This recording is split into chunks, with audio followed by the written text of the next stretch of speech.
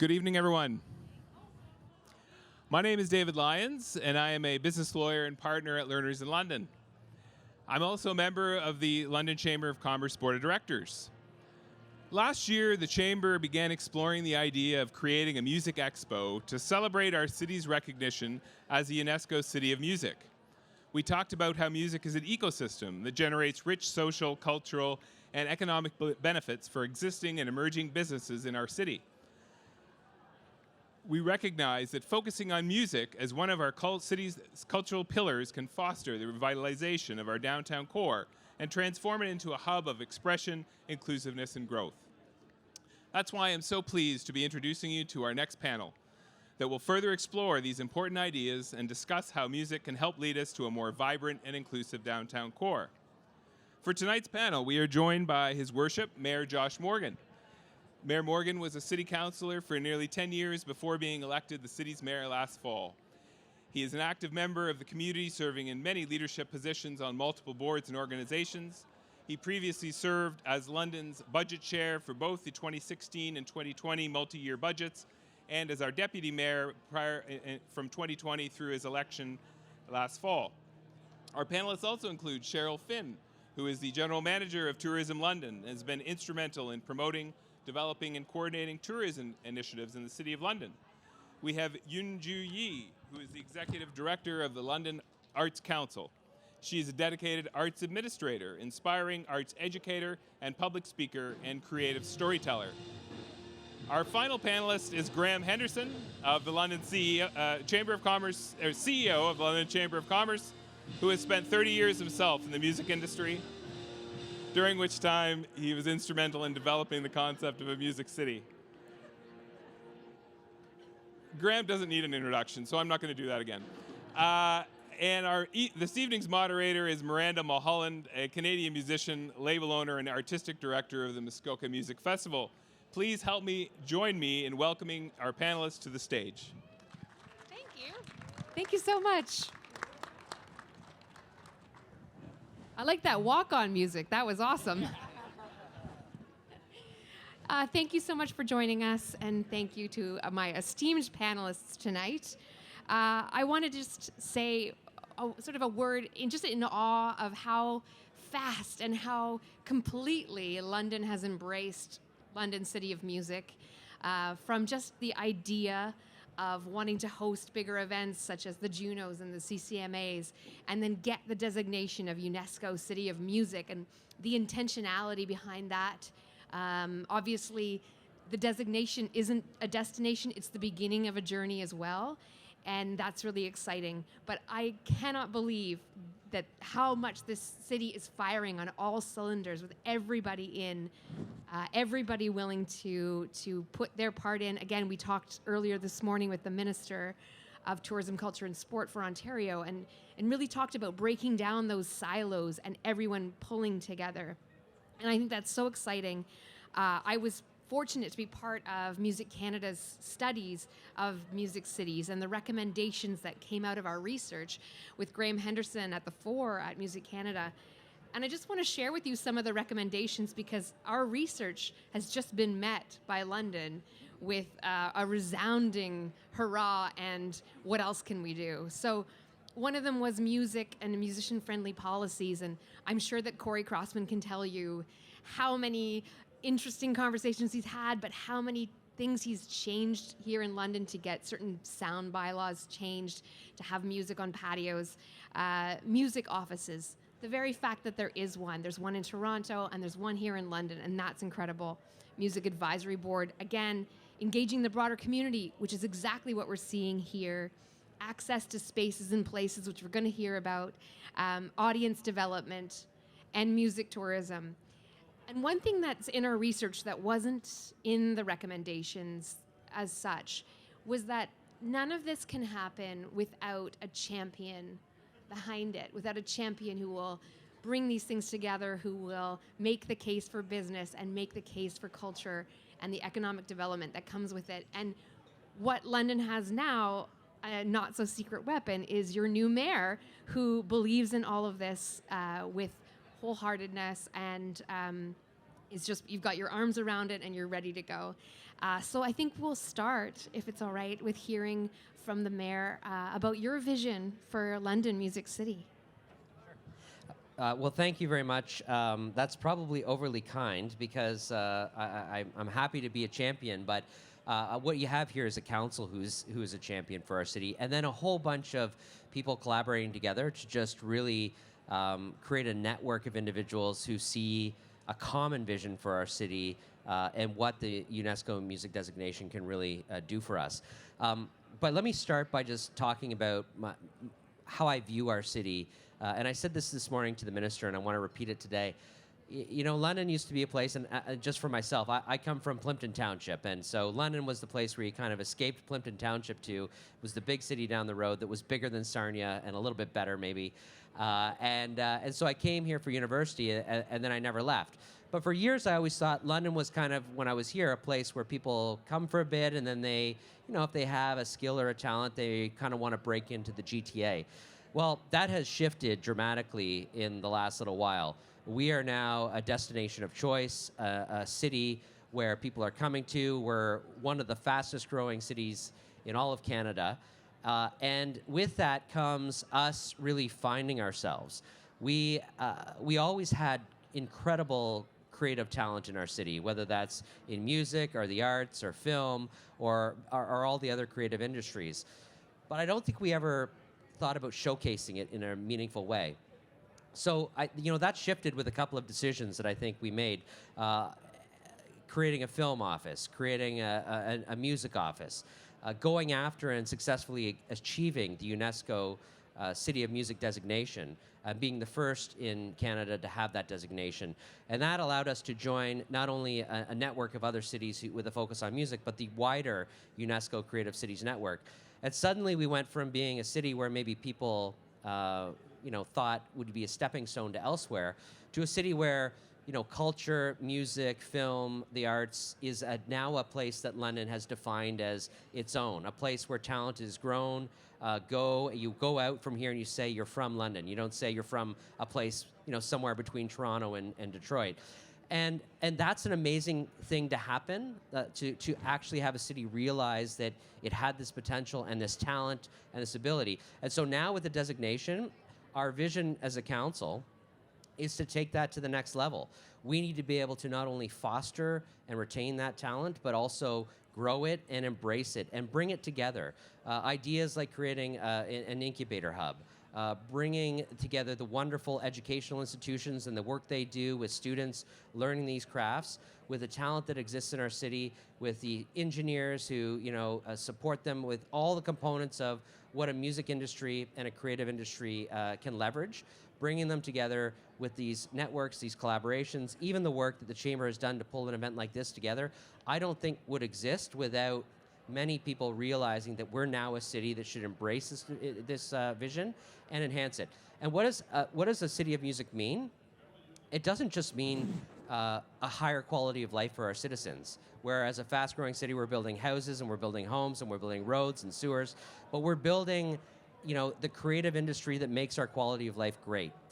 And we're also realizing that, we can take that to the next level when we see that everybody wants to pull in the same direction. So, there's lots, through the discussion, there's lots of details about the plans that we have and the ideas that we could foster. And, I've got some things I put down on notes, but I wanted to start just by saying, we have this tremendous potential because we've come to the point where we've realized what we have, how to embrace it, how to take it to the next level, and we've carved out what I think is a really defined and clear path ahead on how to embrace this designation and take every advantage that comes with it. So that's how I'd open today. Thank you. Brilliant.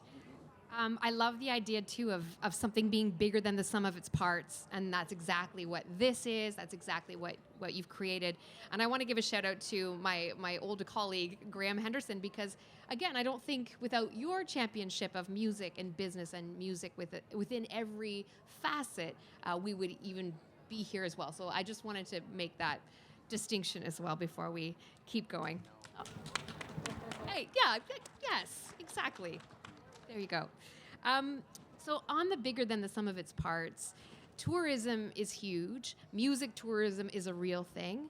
So I'd love to talk to you just where you see yourself and where you see tourism and music tourism specifically within the framework of music cities. Yeah, big question. It's hard to follow the mayor in terms of speaking, but I will do my best.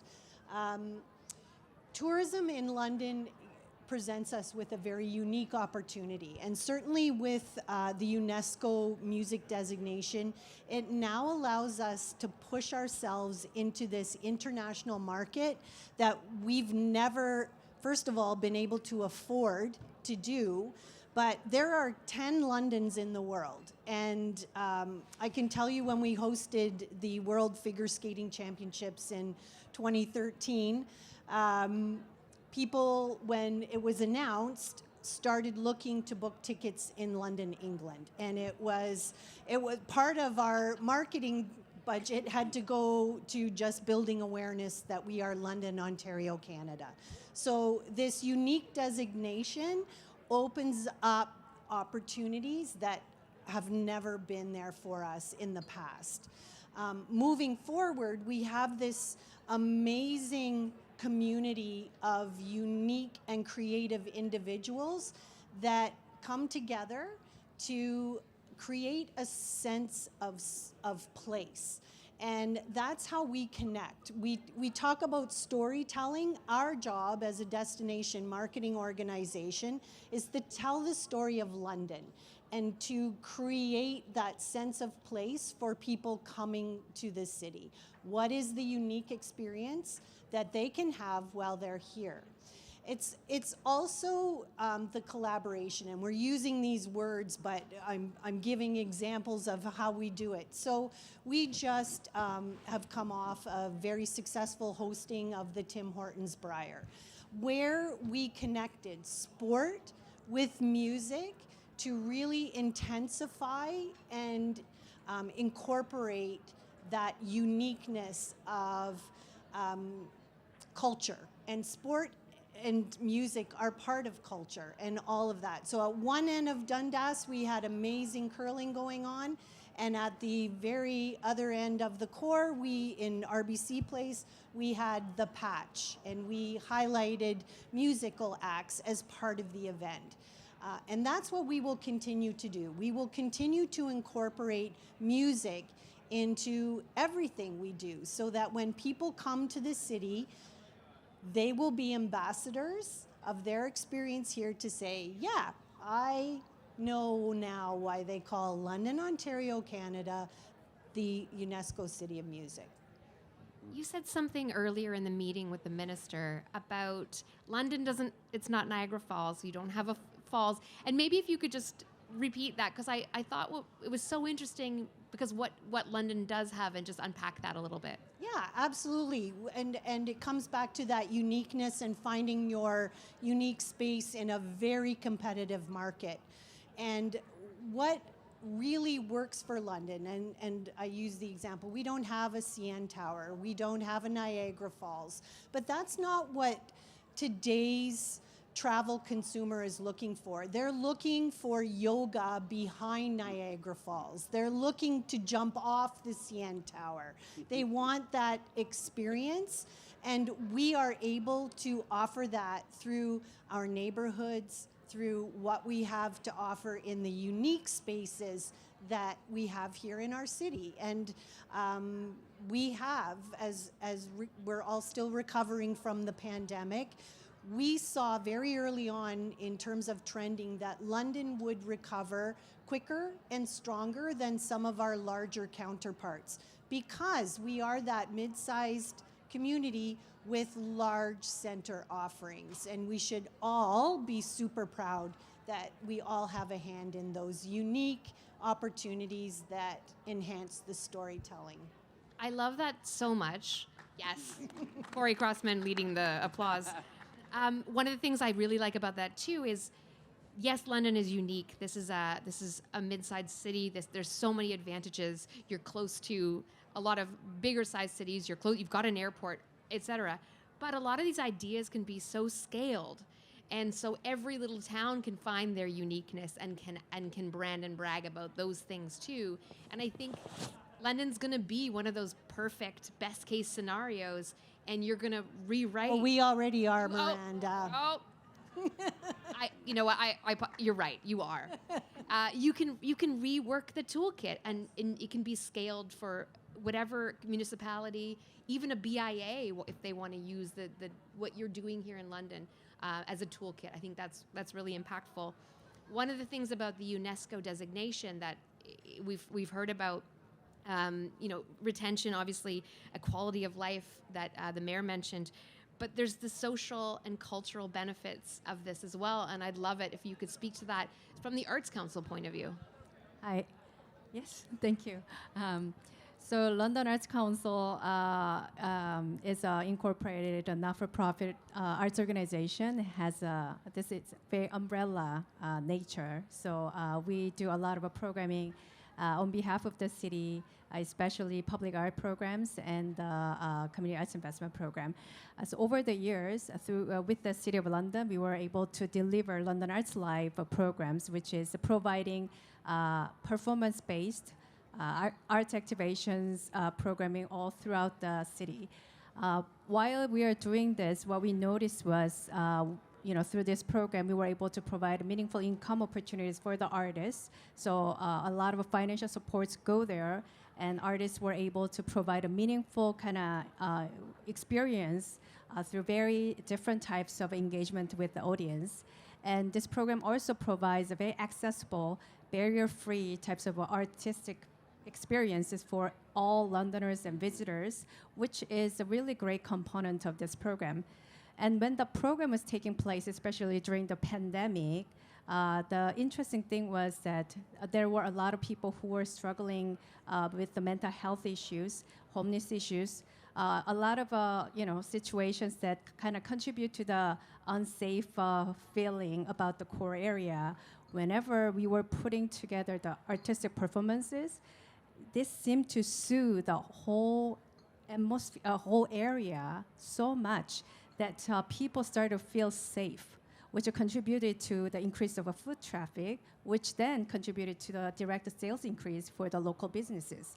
So when we are putting the art activations, not only we are taking care of the social side of it by providing sense of belonging and providing welcoming spaces, by providing accessible, inclusive public programming, we were also able to support the local businesses and supporting the revitalization of the core area tremendously.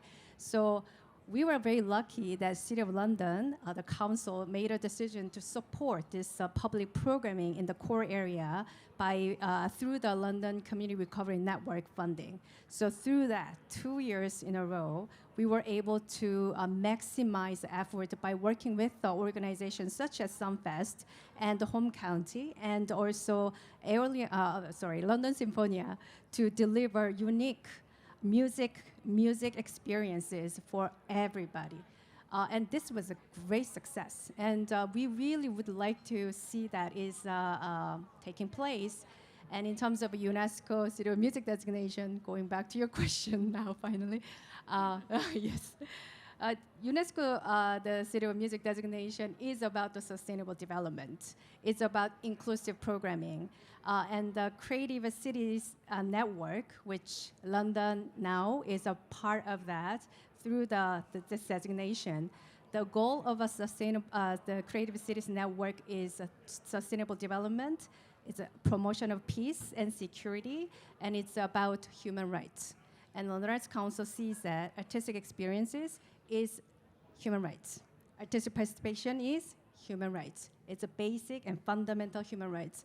And that is the core of our belief, and that is how we deliver our programs. So because of that, it is very important that the city really promotes that, support the program, obviously artistic activations throughout the city, because this provides a unique mechanism for people to express diverse forms of art and also experience all this diverse form of arts and be engaged with it and find their own creativity, which is related to humanity. Does that give you an answer?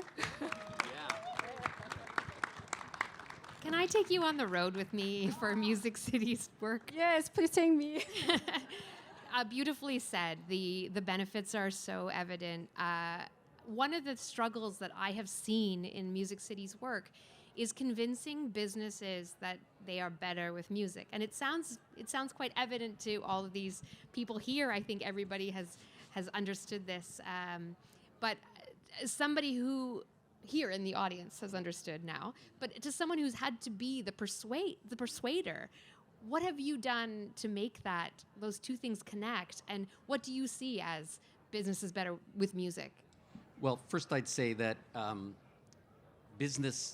reason London business is here and supporting the mayor and everybody else, folks from tourism, culture, and sport, Brian out there, is because culture, tourism, and sport has always been there for business. Probably just not acknowledged enough. A vibrant tourist environment brings people to the city and people into our businesses. A vibrant culture encourages people to stay in the community, and Brian at Bud Gardens, I mean, anybody who's been there and sees the flood of people onto the street and into restaurants knows what this means. So that's why I believe the business, that's why we're here to support this. That's why we're doing the Expo. But I did want to, point out, you mentioned London as a city halfway between Toronto and Detroit. Well, there's another city that's halfway between two places, and it's Austin. And one end is Houston, and the other end is Dallas. And look what they've done. I started going to Austin in the late 80s when the idea that they were the live music capital of the world was patently laughable. But today, it's an entirely credible plan. And why are they where they are today? Because they had a plan, and they had executed on it, and all of the components stepped in. And one of the crucial components was the Chamber of Commerce. Cities that fail to execute their music strategies often fail because the business community is not stepping up the way we're stepping up. And I could name names, but I won't. But there's no question that the research we did, which was all around the world, points us in that direction. And I thought Miranda did a wonderful job off the top, highlighting all of the boxes that we've already ticked, which were, the top recommendations from the leading studies that we did in the day. So what is business's role? To support you, Mayor, and to support Cheryl and Eunju and the artists. Well, we didn't have to do this. This was a big stretch for the Chamber. Now, we did it in partnership with the Mayor, and thank you to the City of London for supporting us. But also, look at the list of sponsors at the front. We've brought all kinds of sponsors, which we have to thank, including our leading sponsor, Learners, for making this possible. And so we do this. Businesses can invest in music, right? I had a business here in London, LBMX, that is now a sponsor, called me. Yep, shout out. They called me and they were interested. How do we get? We've heard about this, the designation. What do we do, Graham? Well, you could help me with this. And I introduced Greg to Eunju and Eunju, and they have a partnership now to support emerging artists. Businesses investing directly in art. Woohoo! Yeah. I would say too that we enjoy a partnership. All of the music that is happening here tonight was programmed by the London Arts Council. They do that for all of our all of our events. If there's someone who's performing live, it's Jeremy and Eunju who have had a hand in that, and the musicians are properly paid and looked after. Now, why do we do this? Because, and this is the theme of our show, our panel, vibrant downtown. This is the way, people. This is the way. If you have a vibrant cultural, sporting, tourism scene in your community, it will be vibrant, it will be active, and it will be a draw. I spoke to one of our anchor institutions who, what they said to me, without naming names, was basically, Jesus, Graham, if you can make our downtown more vibrant, I will be able to hire more people and bring them to London and keep them here. That was from an employer of 15,000 people in the City of London. So that's what it'll do. That's why this matters to us. And art is, you know, I had to follow the future Secretary General of the United Nations, so I don't know how quite to inspire, but I will say this, that as we also think about housing, homelessness, and those who are troubled in our community, we have to remember the early suffragette movement and those in the early part of the 20th century were very focused on jobs. They were focused on standard of living, but they were also focused on the better things in life. And the motto that they used, which went on to become a very famous song by Judy Collins, was bread and roses. Yes, bread. Yes, a standard of living, but the good things too. Everybody is entitled to a living wage and a proper standard of living, and they are also entitled to and must have the better things in life. And so when the city steps up like this, we step up.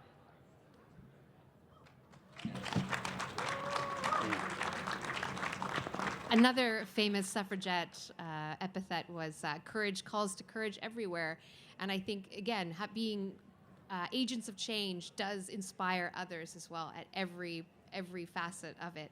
And I get we haven't got a lot of time, but I do want to leave our audience with a takeaway, which is sort of how can they help? How can City of London help? How can our friends, visitors help?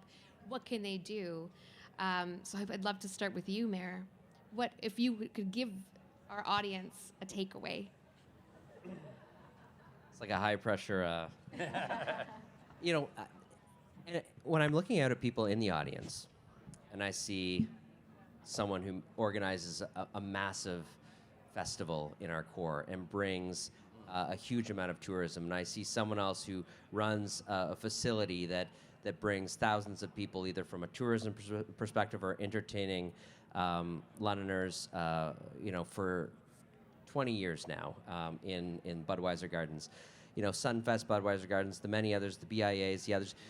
I don't have to ask you to do more. I have to ask you to keep doing what you're doing and then work together with us. Because the one thing that separates a city that can move forward from one that gets stagnated is when everybody is operating in silos. So when you have Cheryl say, tourism and sports tourism is an opportunity to integrate music, and you see them do that, and you see business come to the table, and you see others step up, the thing that will define us and the thing that will separate us from other cities will be our ability to work together, coordinate, continue doing what you're doing, but magnify each other's voices. Bring music into the events you're doing. Learn how others are doing it and magnify that. That is what I would ask of you, is not do anything fundamentally different, just work together. We already have talent in our city. We already have amazing festivals. We already have a huge tourism draw. People are already coming here. We just need to get on the same page, which is why an incubator hub and those network pieces that allow us to work together and coordinate are so critical to us taking this to the next level. So I don't have a specific ask besides keep up the good work, but let's work together. I love Yeah. I love best practices because they're also great takeaways, and just hearing that someone has reached out to you and said, how can we have artists? How do we pay them? And you're able to give these scales. That means the world to our creative talent. If you can continue doing that, and again, that leads to better ways of life for everyone. Cheryl, what would you say? Yeah, I think we're preaching to the choir here, but certainly the integration. So my team would be very angry with me if I didn't put forward the ask of all of you. You all travel, you all move through this world, whether it be for business or pleasure. You are ambassadors of your place, of your sense of place, of your hometown, of your city. And we would ask, we only have so many dollars to promote this city, we would ask all of you to be part of our team and tell your story when you are out in the world about what it's like to live, play, perform, work, go to school, raise a family, go to a concert, go to a game, what is that's like in your hometown in London, Ontario. Nice. Yeah. I love that Cheryl said, like, this is the first expo. So you're all early adopters, which means you're all influencers, which means that what you say and how you go in the world and shine really does mean better business for London, more shine on culture. You are culture captain. So this morning, I started the day really early by attending meetings. Three of us, I think. Yes, we all went there. So 7:30 a.m., which normally it's not good thing to do for arts people, right?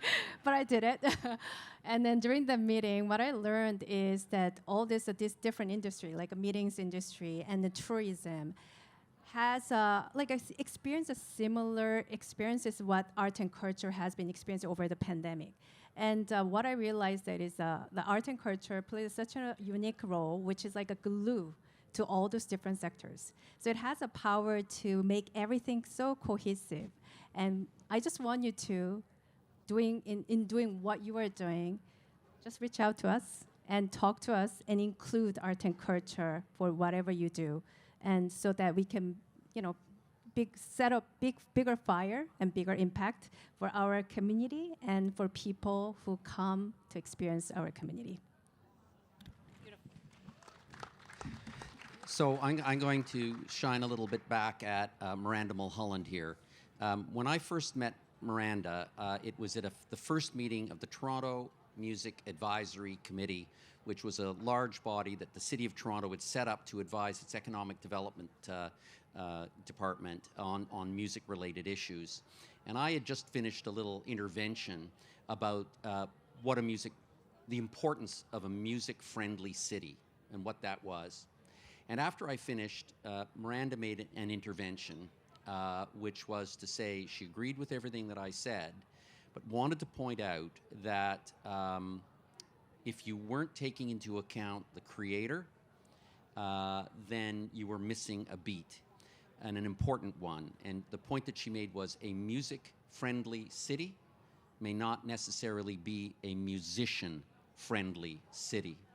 So at the end of the day, I'm just going to leave us with this thought, that absolutely everything we are doing here is at the end of the day to uphold our creators. And if we're not doing that, and some cities didn't do that, then you're failing, and it's not going to work. And Miranda's also fond of saying, if about us, not without us. So to the mayor, I would say, ensure that when you do take steps, whatever steps you take, you're seeking counsel from the artists. I love it when my words are used as the last words. But Graham's not my boss anymore, so now I do get the last word. Thank you all for coming out. Thank you to our brilliant panelists. I would just say all the boats rise when the tide comes in, and London's got a mighty tide, and the boats are rising. Congratulations on your music city. Thank you.